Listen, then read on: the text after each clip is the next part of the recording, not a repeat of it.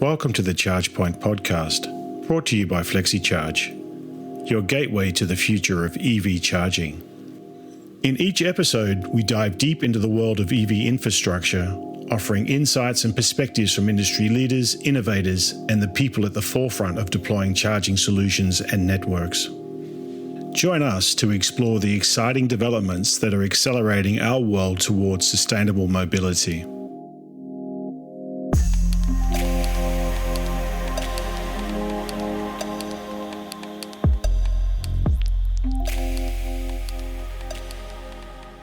Welcome to this special edition of the ChargePoint podcast, recorded live at the Nordic EV Summit 2025 in Oslo. Well, at least the interviews were live. I'm Christophe, and I'm from Flexecharge. And when I wasn't at our booth talking to CPOs, partners, and curious visitors about our load and energy management platform, Harmony, I grabbed my mic and carved out time to speak with some of the most compelling voices at this year's summit. Norway is about to hit its all-electric sales milestone, and the mood was both celebratory and focused. In this episode, I sat down with 6 innovators and leaders across the EV charging ecosystem to explore some of the real questions driving the industry forward. What's the most urgent challenge they're solving today? How do we move closer to the Holy Grail, which is making EV charging as smooth and intuitive as refueling a petrol car? Is profitability finally in reach, or is the business still in a build first, earn later phase? And as electrification moves into heavy-duty transport, what infrastructure gaps are slowing it down? Each guest also took a look ahead, sharing bold predictions for where we're headed by 2030. In this episode, you'll hear from Stefan, Chief Revenue Officer and co-founder at Ampeco, on platform adaptability and surviving the market shakeout.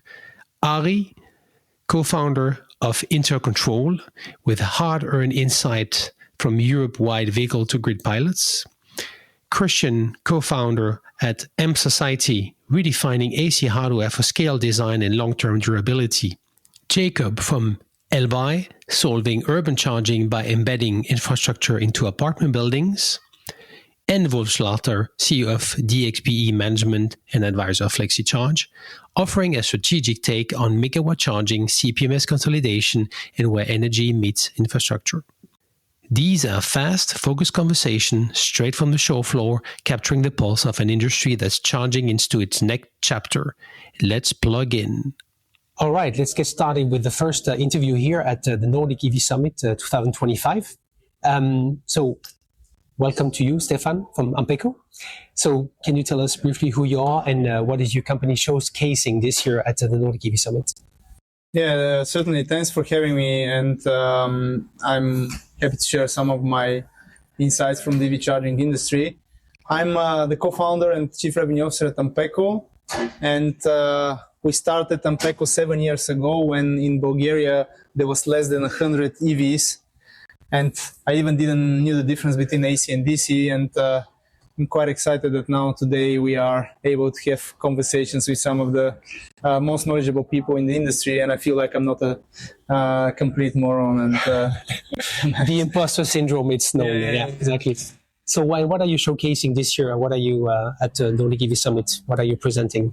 The big thing about Ampeco is that our goal is to provide the ambitious players in the market a platform and partnerships that allow them to build their own unique solution, but without actually needing to do the coding, but just by adopting our platform. Because if you talk about ERPs and CRMs, in the 90s, a lot of companies were building in-house because what was available like Xebo or Oracle were extremely expensive and still not flexible enough, or the cheaper options were very limiting. And 40 years later, nobody's thinking about building themselves, right? They're all getting either Salesforce or Microsoft Business Suite or SAP and building on top, or adapting, of course, the platform to their business. So that's what we are promoting more and more, and we'll be also releasing a marketplace in the next 2 months, where we'll allow even other third parties like Flexecharge, for example, to provide already pre-built plugins that allow seamless integration without extra work.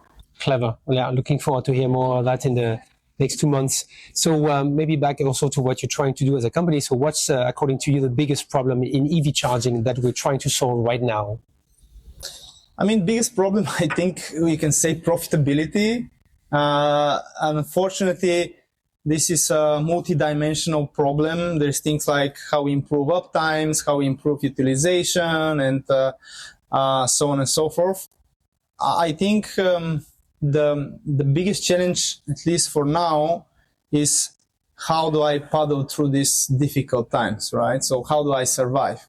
But at the same time, it's also important to think, okay, if I survive, how I thrive afterwards, right? Because we believe that by 2030, the market will be in a more mature state, and whoever is on a positive trajectory now will be the leaders at that point, and all the others might fade away or need to sell at not, I would say, favorable valuations.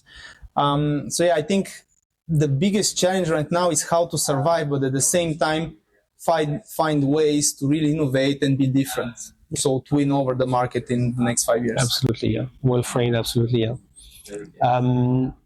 We're hearing a lot about user experience, right? And so what do you think is one of the big next step in making charging as smooth as filling up gas? Well, I think first of all is maybe the Tesla experience. Everybody loves it. I mean, when I speak with my friends that have Teslas and they're going to superchargers most of the time, they're all asking me, okay, why the rest of the industry cannot be as simple as that? Of course, Tesla had a very easy problem to solve when you're actually covering all the aspects of this process, the hardware, the software, and of course, you also even owning the car. It's much more difficult to achieve it in a broader market where there is so many players, different hardwares, different softwares, the OEMs with their own cars and so on. But I think that's one of the things that makes a lot of sense. And plug and charge, for example, is something that helps there. Unfortunately, still quite a long way to go. But before that, let's at least make it simple as one tap on the credit card terminal or just scan a QR code and press start charging. And let's work together, softwares, hardwares, also PSP connectivity and so on, to try to make this as seamless as possible. Yeah. What about plug and charge, auto charge? Auto charge, I think, is actually a really good thing. Very popular among Tesla drivers, and our customers are using that as well.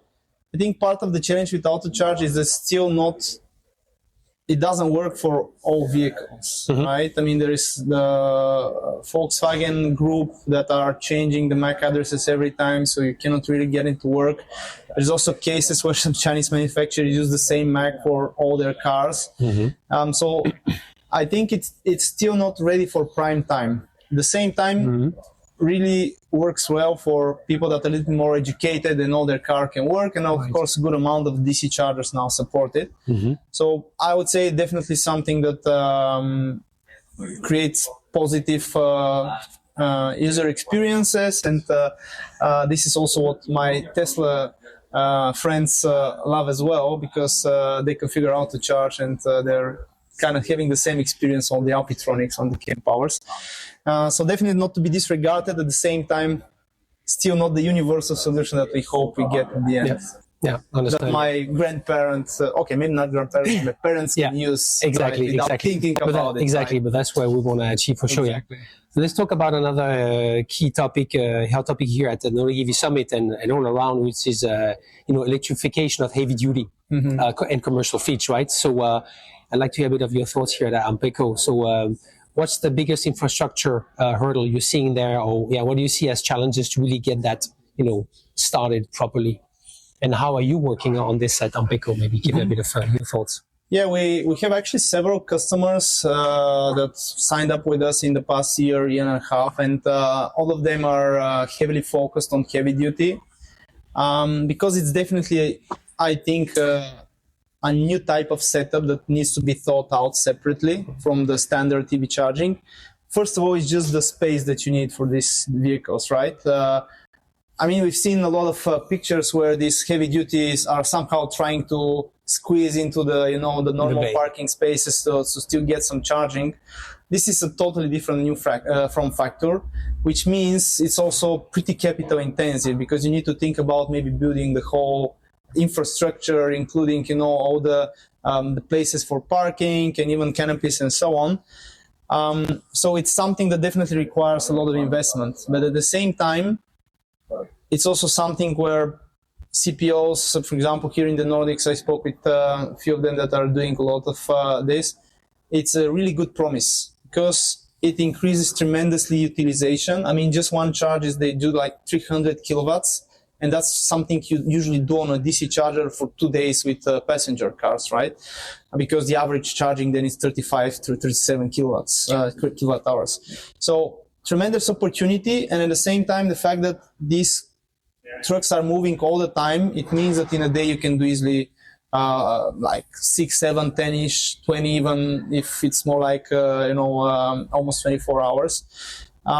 But at the same time, what I'm hearing, I'm not the biggest expert there, is the TCO still doesn't play well, right? I mean, it's still quite expensive. And at the end of the day, for shipments, margins are really thin. So they don't have much room to invest in the future. It needs to be really it needs to come to a point where it's on par with diesel, so they can replace it. What we are seeing now, a lot of this is more like pilots, and of course the OEMs pushing for this. There's definitely signs that prices will go down. I don't know in what time frame, but I think it will take at least a few years. As battery fall also, that's exactly. So there's definitely a path to that, but it seems like it's more like 5 years from now when it really becomes a big thing. But at the same time, if you're thinking about it, you need to start now, because these locations, with all the building, you need to do also the specific softwares that you need to build, because it's more about how I ensure this, book time slots and how, for example, give them better rates, but at the same time, I can penalize them if they don't fit into the slot. Absolutely. This is a whole new thing, and honestly, I don't think there's anyone in the market that has the perfect solution right now. No. And that's why a lot of our customers, they're actually using Campecco as a base, and they're building this additional, specific dashboards or even driver interfaces that really fit well with the use case to be really tailored to what they're trying to achieve. Okay, it's interesting. So again, I think we could talk longer about that, but so how are you approaching being a CPMS from the first generation, on the passenger car? How do you reinvent yourself to remain relevant for the trucks? Could you foresee that there will be new competitors who are starting their CPS only on trucks, for example? What are you talking about at the HQ? I'm almost certain there'll be players that really focus on this as a niche. And I can say that probably they'll be right to do it. At the same time, they need to make sure they have a significant investment behind them, because I don't see how the numbers will grow enough to justify it. You need to, again, hold on and survive, as you said. Exactly, because the thing with that is that the numbers won't grow as fast as we expect. I'm almost certain. We kind of had the same thing with passenger cars, because the projections were much more, ambitious. And now, with everything that's happening in the world, things might even get more difficult. So I'm a little bit skeptical if a startup that's focusing only on that will be able to make the volume that you need to make it really a viable business. But at the same time, I'll be happy if I see such players.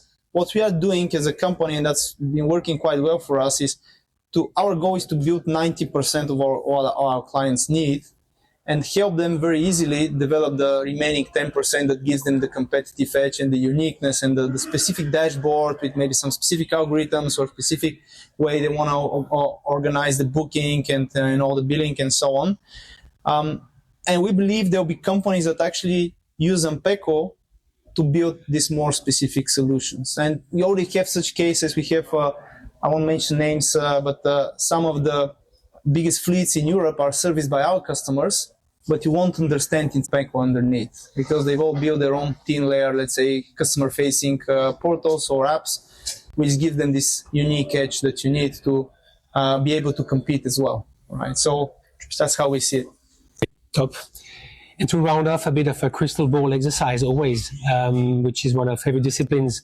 So if you had a crystal ball, what's one of your bold prediction for the next 5 years, in the EV charging industry at large? What do you see that excites you or that you believe in?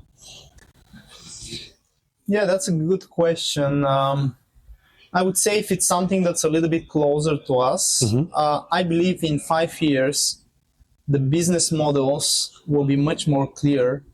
It'll be much well defined, and I mean, the CPO and the EV charging companies, I would say, because of course on the MSP side there is a lot that you can do. They'll know much better what works and what doesn't work well.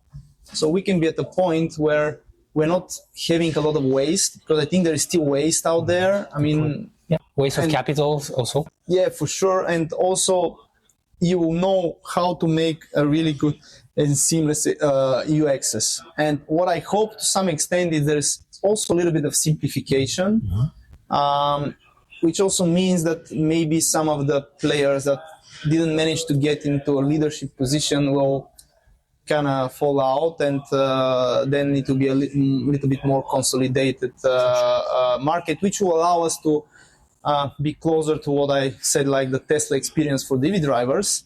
But at the same time, also it will be easier for the operators, because their business will also get a little bit more simple, and they'll be able to achieve higher profit margins. Consolidation, simplification, kind of elevating the level as a high standard for everybody. Yeah, and I'd say also there'll be, for sure there'll be less players, but there'll be bigger ones, and they'll be able to finally have these economies of scale that make it let's say a sound business, a strong business that's also attracting a lot of capital. Because we can easily say that the past 3 years has been like a huge uplift, like 21, 22, huge uplift, a lot of money. Yes. It definitely didn't materialize to the expectations of the expectations of the investors. And I think we are now going through the valley of despair, if you kind of take totally agree. I see it for you, Yeah, and I'm pretty sure 2025 is where we'll be on a steady growth and be very clear how we need to put more money, and more stuff will happen just naturally because it makes a good business. With less waste, exactly. Yeah. Good. Stefan, thanks a lot. Have a good day, and return to Sofia. Thank you as well. Great having you.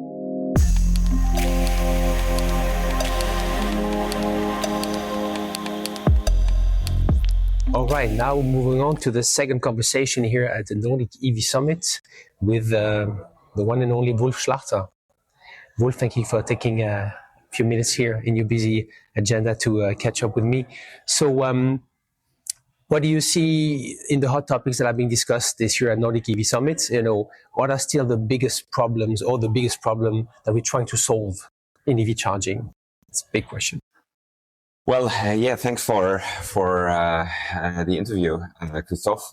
Pleasure to meet you in person again. So we have a nice conference.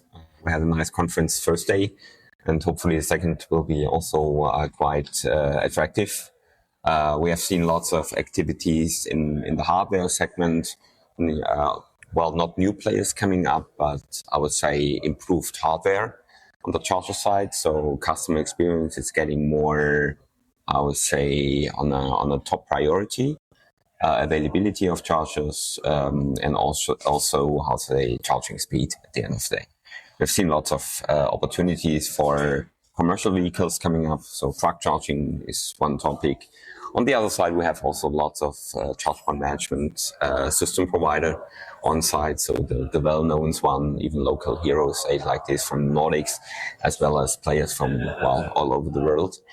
And additionally, what we have seen as well, that the energy topic is one major issue being discussed on all the booths, I would say. Combining energy with smarter charging, that's a topic what lots of companies are working on. Mm-hmm. And also, we had a discussion just recently, a few minutes ago, on cybersecurity. And AI is also a big thing to optimize the processes, make it more visible, more transparent also for the end customer, as well as for a charge point operator. Mm. Yeah, good overview of the key topics. Couldn't agree more. There's a lot of discussion about the user experience still, right? To push mass adoption. So what do you think are the big steps in making charging as smooth as filling up gas? So I would say we do not have any pain on getting the next charger, so finding a charger. So that I would say range angst has gone. So people are driving below 10% SOC, so state of charge. So this is the way how it works. You start with your first EV, and even by driving thousands of kilometers, you know how to charge, where to charge. You have your, how you say, preferences on the charging side. If it's an operator you know quite well, or it's a hardware where you trust fully. These are the ways where the people getting, how you say, influenced a bit, and also using charging more, how you say, sufficient or more, I would say, dedicated.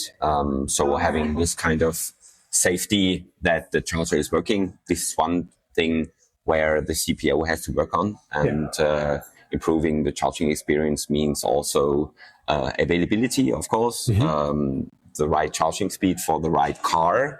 So what I've seen in the past, there were some, I would say, AC chargers being installed with 11 kilowatts or something like that for supercars like the Lucid with a battery size of 105 kilowatt hours. So you could imagine that charging on this charger with a big car, big batteries, it doesn't make fun. If you have a fast charger beside, where you can charge the battery in something like 20 minutes or something like that, or 15 to 20 minutes. So this is, I would say, the experience what the people are learning from day to day. And I think there are still lots of space for improvement. Yeah. What about auto charge or plug-in charge? Yeah, plug-in charge is getting more standardized right now, because the OEMs are supporting these standards a bit more, I must say, as auto charge. From the other perspective, auto charge is easier to install and even cheaper to operate. But at the end of the day, you can see that from the security aspect, well, OEMs didn't like that MAC addresses of cars will be handled or stored somewhere else outside the car, and this is what happened on auto charge. So this is how I say, also from that perspective, not the preferred model. So at the end of the day, you will see, I would say, plug-in charge ISO 15118 as a standard coming in Europe, and most of the larger OEMs have already installed, I would say, the protocol on the car side. And this is, I would say, one issue. You don't need any charging card anymore, so it's easier from the acceptance, and it's like how to say, an online purchase you do in the World Wide Web on a shop. Exactly. So this is a normal way. It's even the same protocol, say like this PKI, public key infrastructure, being used. So it's similar to that what you already do in your daily shopping with eBay, Amazon, whatever you're doing. Yeah, that's essential to make it really convenient and familiar. Yeah. So we there's also one of the hot topics around heavy duty, and the two of us talked already about it like back in July last year. Correct. But with this growing focus on the heavy duty and commercial fleets, so what's the biggest infrastructure hurdle that you see still today? If you look at what's the first thing to fix? So what you have seen is that after the first installation had been handled, there was a joint venture called Milans coming up 3 years ago, already founded, but now they go operative. So you see the first big charger parks for trucks. This is nice, but to be honest, it's only a drop on the small, I would say, a drop of water in the desert. So that means you have also seen some further investments in the segment. So, for example, Triton Group has built its own charge point operator for MAN and Scania. You have seen Volvo with an EMSP model, so they are partnering with CPOs and bring their own tariffs to the charger. You have heard about a approach of Daimler Trucks a few days ago. They're going to build a larger semi-public network across Europe. So you see that the development is coming up, and the importance on the electrification of electric trucks is one topic which is on the priority list quite up or very high at the moment. So lots of investments into megawatt charging and these kind of, large charger hubs are no longer moving into charging for EVs. So it's going more into truck charging. Yeah. So the money is flowing, the money is coming. Are there technology challenges still that needs to be fixed? Yes, of course there are, because I would say on all, it doesn't matter if it's EV or it's an e-truck, wherever you earn money with, so from the car or the truck side, you must have, I would say, a kind of reliance that you are allowed or you can charge when you need it. And this is a topic what you have seen, that reservation. There were some OEMs with own charger parks like Audi and Mercedes. They have started with a reservation case for only 1 or 2 cars coming to the, for example, a charger hub. On the truck side, this is one of the most important things, that you have this kind of reservation functionality available. And you could imagine it's easy if you only, drive in one ecosystem. But if you're doing long haul truck, vice versa, wherever you go, not only from depot to depot, something like that. And you roam, yeah. And you're roaming, then roaming is one issue, well, how it's been handled at the end of the day, especially with a reservation. And this is an extra feature. So the charging session is nice, but, well, of course, if you do a reservation, you could imagine that the operator wants to have a little bit more money for this kind of functionality from you. For sure. So this is a value added service, and this has to be, also on a price list. Yeah. Regulated, say it like this. Yeah. So this is one topic where we still have some, open question marks, or we have lots of open topics to be discussed. Yeah, I can see that, discuss it with the CPMS, no later than yesterday, that they were looking at this new functionalities around reservation. So do you see, and asking the same question I will ask you, so do you see that there will be completely new CPMS popping up now, starting from scratch, focusing on e-trucks from the scratch? I would say at the moment, no. Because to be honest, when I started with charge point management systems already in 2016, when we evaluated backend systems even for Ionity in the first phase, we saw that on the truck side, there are only a handful of functionalities which are different. And this means, well, all the major functionalities which are embedded into, CPMS, I would say 99% are similar to that what you have on the EV side versus on the truck side. Okay. So that's not a challenge that we're going to see completely new backend system is coming up. Yeah. You see, especially on the backend side, more consolidation going on. Yeah. So there are, more than 25 players only in Europe left. So at the end of the day, maybe we're going to see maybe 5 or 7. Yeah. So, but you see that even those players on the CPMS, so backend system or management system providers, are focusing on specific target markets or groups. So one are doing more in the, for example, utility business, so dealing with energy.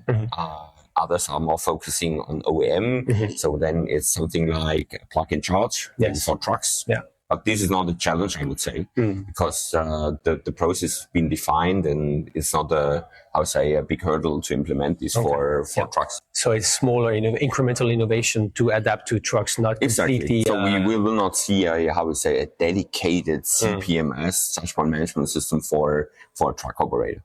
Okay, exciting. You cannot imagine that someone is building this because the main functionalities are already, defined. But that's a good prediction. Let's see in a year what how the landscape see if you of course. let's see if somebody's bold enough, crazy enough to start a CPMS from scratch. Exactly. Because you said you spotted some new companies also here at Nordic EV Summit. You said it's still nice to see that there are some startups. Right. So what did you spot? You want to mention a few that you saw, or just concept? What I have seen, especially on the summit yesterday, I had 3 discussions with startups. This is, I would say, not the normal one, because if you go to events in Central Europe, the startup mentality in the EV space has gone down to 0, to be honest, at the moment. So you have a handful of startups, but then it's more, I would say, doing something better than others. So not, I would say, disrupting something. And yesterday I had 3 meetings, and I've seen lots of new ideas, especially in the energy segment. So energy management and energy brokerage combined with charging industry and so on. So this is a topic. On the other side, you also have seen activities on setting up new functionalities in the ecosystem, especially on optimization of the charging, I would say, sessions. Yeah. So technology, yes, but also combined with a commercial approach. That's what exciting. Right let's see where they are in a year to start. Exactly. Let's see. But well, at the moment, I haven't seen any, how I say, unicorn coming up. So that's not a case in the industry. Okay.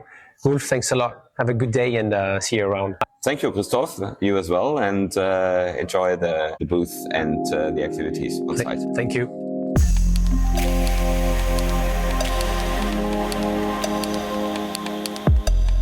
All right, let's move on to the third conversation here at the Nordic EV Summit. I'm together with Ari Tikakoski from Intercontrol, a Finnish company. Welcome, Ari, to the ChargePoint podcast. Okay, thanks a lot. Thank you for taking the time. Can you explain us what brought you to Nordic EV Summit? Is it the first time for Intercontrol there? Please tell me. Intercontrol has been here several times, and we have been here presenting our offering for DC charging, and we have been working on the Nordic and Baltic DC charging market for years, and supplying to several customers, and now we are here also in addition to DC charging. We are here also with our new product, vehicle to grid product. Okay, wow, vehicle to grid. We'll come back to that because V2G is certainly an acronym we're discussing on the podcast with different guests, and it's really something which is a bit of a buzzword. So we'll come back into the details. Yeah. So who are your customers? Who do you sell to at Intercontrol? Yeah, we have a Nordic customers, all the CPOs for our high power DC chargers, and in Finland we have also we sell AC chargers to our customers, and also in Finnish market push bars for charging and data centers. All right. So I heard from your colleague that you were the almost the first distributor official of Alpitronic in the Nordic. Yes, we were the second. The second, just apparently by half a day or whatever it was. Yeah. Okay, great. So yes, well, let's dive into really the heart of the topic, because for me, I didn't believe almost when I saw it. Like, okay, V2G. So let's dive into V2G offerings. So please introduce again the product that you're presenting today. Yeah, we have 11 kilowatt CCS DC charger and bidirectional, and we have been developing it for around 4 years, and nowadays we are in a testing phase. We have some hundred test places where we are testing. And what kind of location are those locations where you're testing?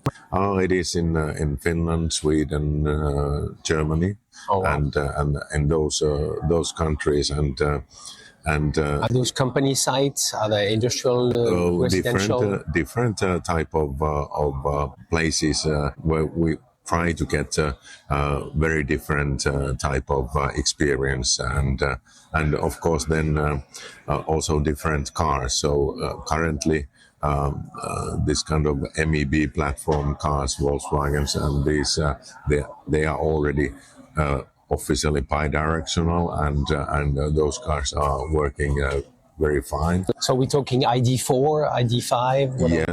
Yes, those with 77 kilowatt batteries or bigger, and then we have also tested several other cars, but which are not officially bi-directional, and still they are working. But of course there are certain.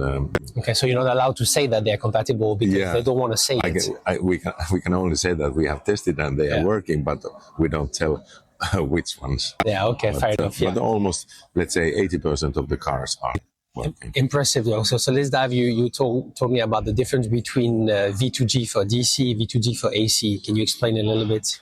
Yeah, this we see that this DC option is at the moment very much valid, and we are already there that we are able to start business with that.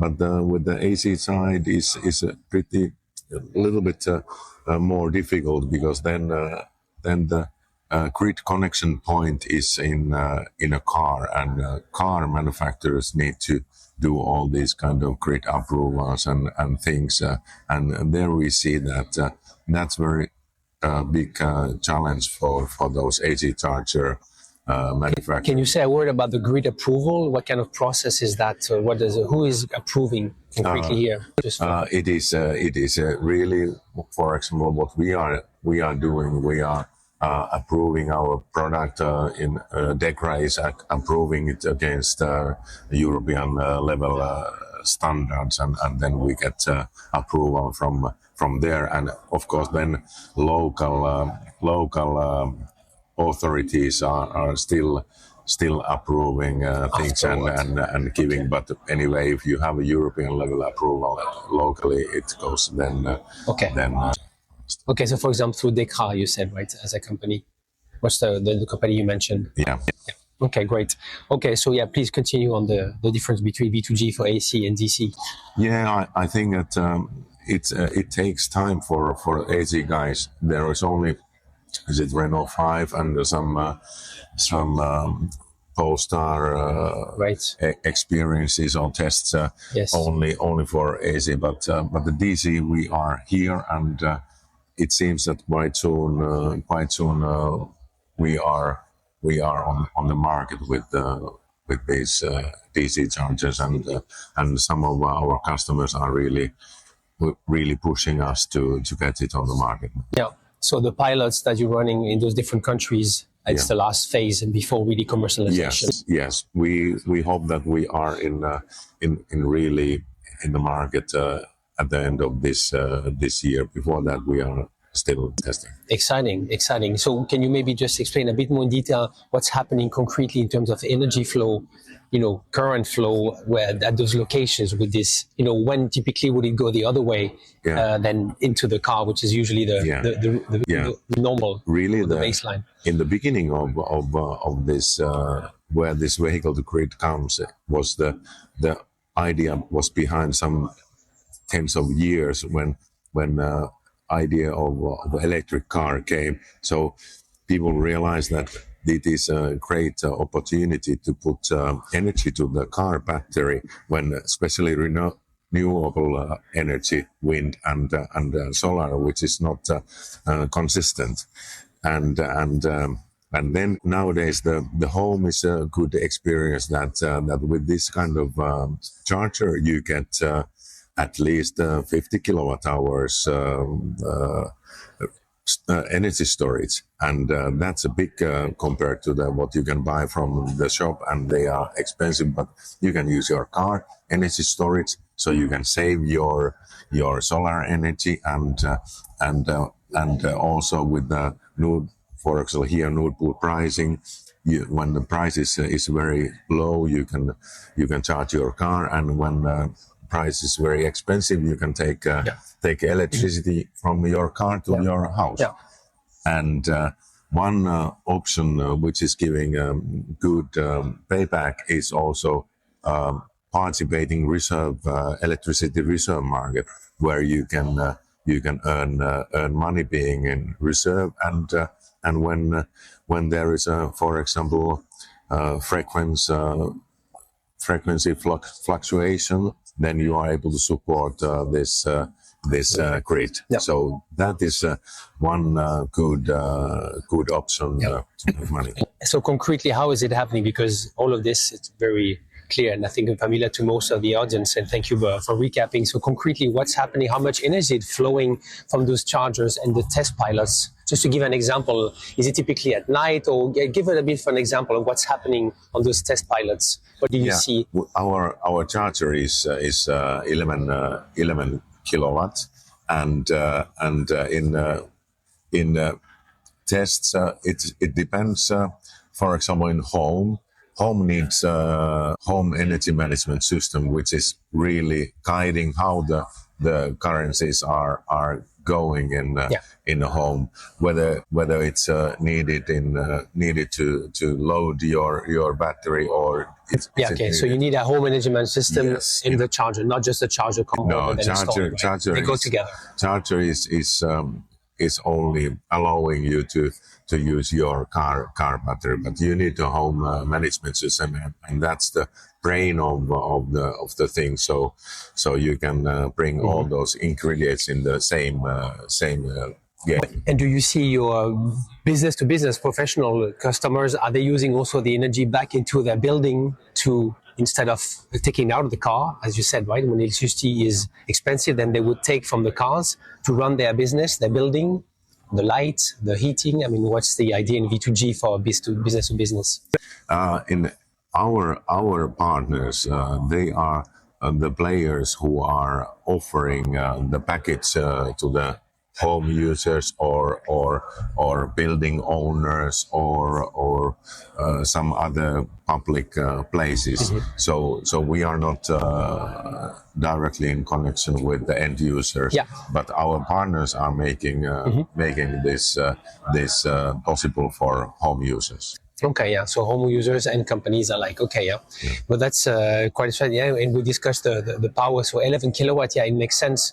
Because, as your colleague told me, because, if you start to discharge the car, you don't want to have, it doesn't make sense to do that on a 300 kilowatts. You will completely suck out the battery in no time. So it is 11 kilowatts. So on purpose, it's only 11. That's the max. At the moment, it is 11 kilowatt is max, but maybe later on we might have something else as well. And 11 kilowatts is in for example, in charging side. If you have for example, what we have here is 25 amp fuses. So 11 kilowatts is 16 amps from every phase. So it means that there is only 9 amps three phase available for the house. So therefore 11 kilowatt is reasonable, and also 11 kilowatt is enough for the really taking care of your I hear you. or things in your house. Of course, if it's destination charging at home or even in a parking lot at a company, you are staying many hours, then it's fine. Absolutely. So I always like to do the crystal ball exercise to finish. So if you look in your crystal ball, so where are we in 5 years with this kind of, is it like mainstream, it's everywhere, the V2G chargers? How do you see that? I believe that 2026 is the year when this V2G is growing, and then I think that it is really growing at such a level that it is probably going to the mainstream in several countries for the home charging. Exciting. Kiitos, Ari, as we say. Thank you very much. Okay, you're welcome. Have a great day. Okay, thank you.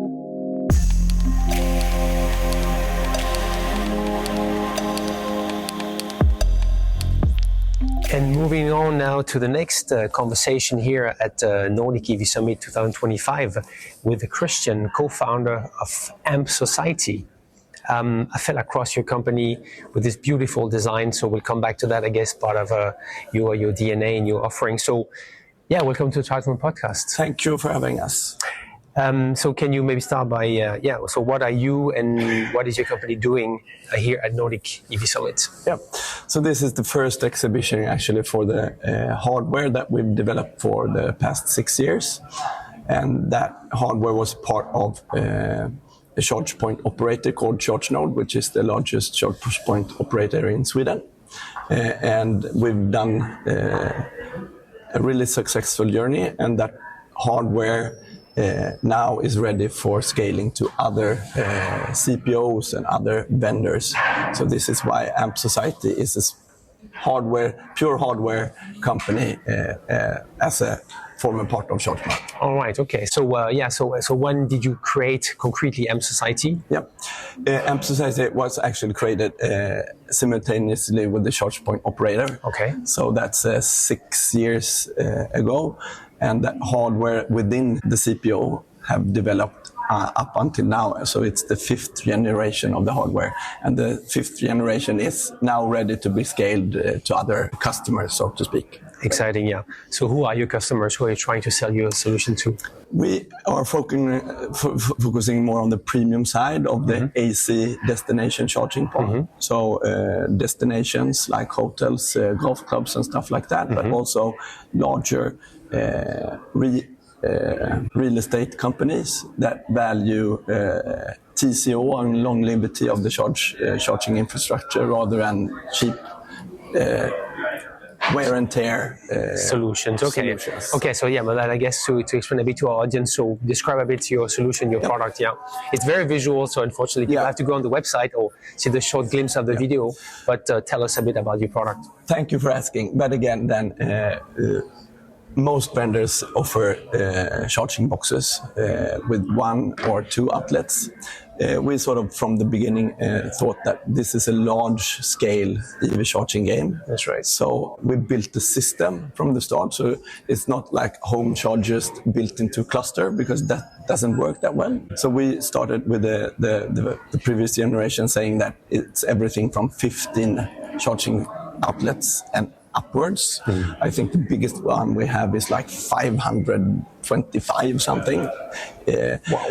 And then we sort of took all the advantages or disadvantages with boxes and sort of made this system flawless. So it's like uptime and user interface and user experience is very, very important to us. Okay. And also the installation cost per charging point is really important. Really optimizing all the parameters, yeah? And what materials are you using? Materials, yes. So everything is built with this sort of above ground aluminium bars, which are made by reused aluminium. So nice. It reduces the CO footprint. And everything in the previous generation took a lot of time, a lot of effort for the installers to have. So now this 5th generation is really modular. Which then helps the installer to make it flawless from the beginning, and configuration and everything, and installation towards the charge point operators. Makes sense. Yep. Yeah. So if we try to link a bit to some of the topics here at the Nordic EV Summit, we're hearing a lot about the user experience, right? And the question is how, what's the next big step in making charging as smooth as filling up gas? Yeah, and this is a topic for everyone, and this works for today DC chargers. It's this sort of Tesla experience where you just plug in your car, so plug and charge. Technically, this is done by ISO 15118. That's right. -2, but this is not a universal thing. So all the car manufacturers and the hardware DC chargers have to evaluate each other, which is crap. The way, and this is possible by doing AC as well, and our new hardware is prepared for this software and hardware-wise. But the big turn is when we go to the standardized .20, so that this is sort of a standardized way of speaking and identifying the car, who is going to be charged, and all the possibilities beyond that, vehicle to grid and so on. Yeah, okay. So this is identifying the car without using an app or a RFID tag. This is the what do you see as a time frame within your area? So what do you hope it will be on the market for you, for example, that people come to M Society Charger on a golf club or back and visiting some friends and they just plug in and it works? So the time frame for this, I would say it's rather not on the charge point hardware side. It's more or less that the car manufacturers, not to be rude, implement this protocol and make it work. Okay. We are trying to, try this out with different auto manufacturers, but it works on the DC, but AC not so much. Okay, yeah, so there's still some perspective about, So let's dive into another topic. There's a growing focus on electrifying heavy duty and commercial fleets, vans. So what's the biggest infrastructure hurdle you're seeing there, and how are you addressing it? How do you work with this segment in M Society? So M Society only manufactures AC charging stuff. So in relation to heavy duty, we not relevant. They're not, the heavy trucks doesn't even come with AC charging nowadays. No, exactly. It doesn't make any sense. Almost none. But in the space of 4.2 ton last mile delivery and vehicles like that, they are parked during the night, and they do come with both 22 and 44 kilowatt onboard chargers. So in that space, we think it's really, really important, and there we can help the logistics companies to scale really good AC charging solutions. And I think that is the sort of fastest growing commercial vehicle that will reduce cost for the logistic companies and also emissions for the earth. Yeah, exactly. Yeah, and the drivers should be happy driving electric van. Absolutely, yeah. Absolutely, from a working environment perspective, absolutely. And those vehicles are all mostly driven, in town. So, and how do you gonna see yourself positioning? Because if you're quite premium with nice design and sturdy and durable, how does that fit? How is it a good fit with commercial fleets? Where do you see that? I can say logistic centers are most likely paved with asphalt, and our solution is perfect for not digging up the asphalt and re-asphalting. So you can scale AC charging outlets, in a really, really cost efficient installation way. Yeah, okay. Installation-wise, you definitely... And also from this perspective that they, in some case, have to make the drivers have this user experience where the vehicle identifies, the number of kilowatt hours that road has, and those customers on that road have used, so to speak. So the driving distance along with kilowatt hours is mandatory to have in your books. So this will help a lot of, on the administrative side later on. All right, I see. So rounding off with always a bit of perspective. So if you had a crystal ball, right, what is one of your bold prediction? It can be for your business in the next 5 years or for the industry. What do you see that is an exciting perspective? Yeah. So the industry have moved from, being able to identify where the kilowatt hours go to, as we spoke of just previously. But I think that the vehicles parked during night and day will be used, for stability, for the electric system and redundancy purposes, in a scale that is, we can't imagine. I mean, we're building, stationary battery packs now that cost as much as a battery pack in a car or in a vehicle. And this will help, really, really the renewable transition with wind and solar that is beyond recognition. You're right, I mean, imagine, all those commercial vans, last mile delivery vans, they have, battery on wheels. Yeah, you're right. You're right, Christian, So this is the big transition. Yeah, exciting. I couldn't agree more. Thanks a lot for taking the time with the Chat podcast, and wishing you a good day too here at the fair. Thank you for having us. Thank you.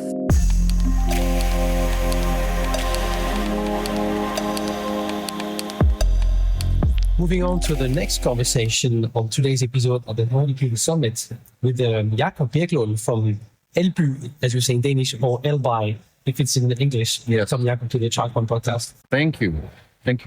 So let's dive straight into it. So tell us a bit about who you are and what brought you here and who you're working for. Yeah, so I'm a part of Elby. We're a small startup from Copenhagen. We do charging, urban AC charging. So our mission is to make it as easy as possible and as accessible as possible to charge your car in the city. We believe that when you live in an apartment, that's like the final frontier for AC charging or for charging your EV in general. That's where it's still younger. There's far too few AC chargers in the cities compared to when you're driving along the highway with fast chargers and if you have your own house where you can get a charger. We believe we've solved them. And the way we've done it is that we embed our chargers in the wall of your apartment building. So if you're a housing association, if you're in a housing association, you can get our charger embedded in your wall so that it's not in the public space, meaning that you own the hardware and you can actually make it available to the public that are parking outside your building. Even if you don't have your own parking spots, it's just public parking. Anyone parking in front of your building can use your charger. So you're basically sharing your power with anyone who has an EV, and thereby we make it easy for everyone to charge. So you are secure. We are secure, yes. Yeah, because you make a living out of selling the kilowatt hours. Exactly. So our model is that we install the hardware. We even finance it for the housing association, so they don't have to have money out of their pockets, and we finance it by selling the kilowatt hours to the end users. Yeah, I must say I'm a fan of the idea because again, personally, I think I'm always fearing that we see all of those AC chargers being set up on the street like poles. And they're not, whatever they're trying to do is not really the most beautiful thing. No. And it's just adding some not nice design to our streets. And we know, God knows, in 10, 15 years, how it's going to look like when we maybe don't need them anymore. Anyway, it's great to hear. So maybe just a little side note on the Nordic EV Summit. For the audience, what did you see so far that caught your interest on the key topics? Some reflection as an EV charging professional. Yeah. I think there's been a lot of focus on the user experience. At least that's a big topic here. The making it easy to charge your car. I just saw a very interesting talk with some good people from Monta and Circle K and Object that are really pushing the barriers for in terms of plug and charge and really making that seamless experience. Payment is a big one, which really got me reflecting when you're trying to make a charging solution that is very well integrated into the cityscape. How do you do that and also make it easy? Because we don't want payment terminals on every city wall in the city. So how do we do that? I think there's a lot of interesting questions we need to ask there. I think in a broader sense, user experience is also about accessibility. So having to walk 300 meters or half a kilometer to charge your car is also a bad user experience, right? So being able to park where you live, which is what we at Elby do, that's also a big part of a better user experience because we can see when the charger is close to you, that's where you start considering getting your EV. So that accessibility really boosts the adoption. Yes, any other reflections on what you saw today? I've been mainly focused on looking at hardware providers and suppliers and OEMs, and it's been a great show. Just walking forward, meeting a lot of really innovative companies, and they're very well represented here. So that was a pleasant surprise. Seeing a lot of focus on some of the newer technologies that enable the things that we just talked about. Being a little nerdy, but via OCPP 2.0, that enables plug and charge.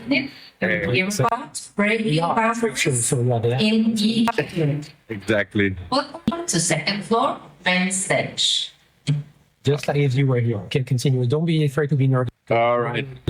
Yeah. No. So talking about OCPP, the newest version of OCPP. With 2.01 and plug and charge, vehicle to grid, all these things are still on the horizon, but that's where I think the really, really interesting long-term vision for the industry is growing, and we're seeing it now. And we need to think about it now, because once in a couple of years, when we in Elby and even in the rest of the industry, when there's thousands and thousands of AC chargers out there, if we don't bake it into the chargers now, the retrofitting at that point would not be feasible. Just like we're seeing with payment terminals and displays and all this today, in terms of making these today. Exactly, because there was a CPO that said that they were really enrolling also to an energy company, right? So how do you guys think? You just started, but you're thinking long vision, of course. So how do you see the energy part of being a CPO? That's another big topic for us. So what we do today, we are actually really excited about the possibility of providing power straight to the charge box via the MID meter. We already put MIDs in our chargers today. In Denmark, well, I guess in most of Europe, you can't have an energy provider direct to the charger. You need a separate meter outside the box. Well, we do that today because we simply want to take away the hassle of providing the energy from the owner of the building. So we do it today, but it will save us a huge amount of cost and installation work if we could deliver the power straight to them. I don't see us in the foreseeable future becoming an energy company, but it would make it much easier to work with an energy partner. Yeah, and when I say energy, I'm not only thinking about a straight-up delivery of electricity, like some have done, but I'm thinking like managing energy, right? But making, monetizing, yes, right? So the flexibility and so on. Yeah. It's really, when we talk about B2G and OCPP 2.01, that's, to me, those are all just enabling technologies to get to that part where you can actually utilize the value of having these flexible power sources, or that you can soak up power, you can give it back. That's the real value going forward, right? When there's solar power on the roof, you store it, and then you use it, and so on. And that's where we need to go. Yeah. We're going there and we're preparing the future now, right? Exactly. So that's also, I think, as I mentioned before, the point of being ready for it already now, so we don't commit the same mistakes that we did with it when we started doing AC in the industry 4 or 5 years ago, where we didn't think about payment. And now we're stuck with tens of thousands of chargers in Europe, where you are stuck with QR codes and weird apps and stuff like that. Thank you very much for dropping by. Thank you. Enjoy the rest of the day.